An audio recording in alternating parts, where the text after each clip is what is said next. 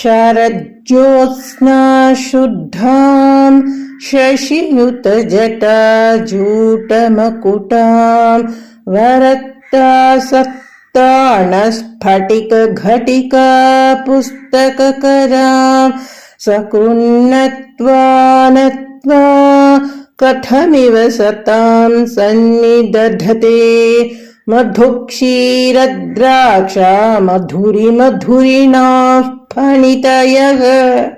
இலையுதிர் காலச் சந்திரனைப் போன்று வெண்மையான உடல் அழகினைக் கொண்டவளும் சந்திரனை மகுடமாகத் தரித்தவளும் அபயவர பிரதான முத்திரைகளுடன் கையில் புத்தகம் ஸ்படிக மாலை இவைகளை உடையவளுமான உன்னை ஒரு முறையாவது வணங்குகின்ற பக்தனுக்கு தேன் பால் திராட்சை இவைகளையும் விட மிக இனிமையான வாக்குபலம் கிடைக்கும் என்பது நிச்சயமே.